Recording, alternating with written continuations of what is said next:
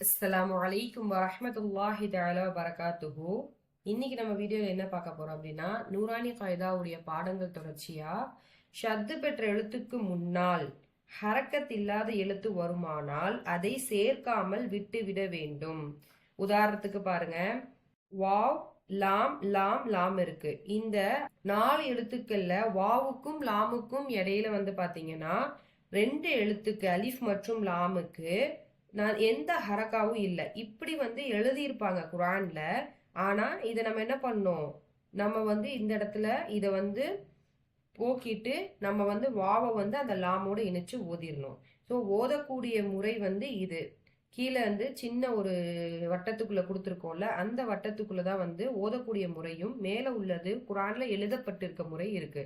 வல்ல, அடுத்தது பாருங்க பில்லா, இதுலயும் இடையில இருக்கக்கூடிய 2 எழுத்துக்கு ஹரக்கா இல்ல. கத்தி, ஃபிஸ்ஸ, வஸ்ஸ, லுர்ரா, வஸ்ஸா, வல்லா, வல்லாஹி. அல்லாஹ் என்ற வார்த்தையில கவனிங்க, இடையில உள்ளக்கூடிய அந்த அலிஃப் மற்றும் லாம விட்டுட்டு இந்த வாவை ரெண்டாவதா இருக்கக்கூடிய லாம் கூட இணைத்து ஓதிருக்கோம். ஏன்னா அதுக்கு தான் ஷத் இருக்கு. ஹரக்கா இடையில உள்ள இந்த அலிஃப் லாமுக்கு இல்ல.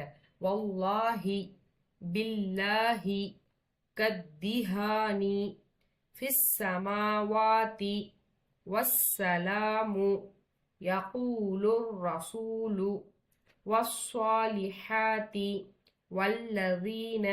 ஆக இந்த பாடம் ஷத்து பெற்ற எழுத்துக்கு முன்னால் ஹரக்கத் இல்லாத எழுத்து வருமானால் அதை சேர்க்காமல் விட்டுவிட வேண்டும். ஏதாவது சந்தேகங்கள் இருந்தா கமெண்ட் பாக்ஸ்ல கமெண்ட் பண்ணுங்க.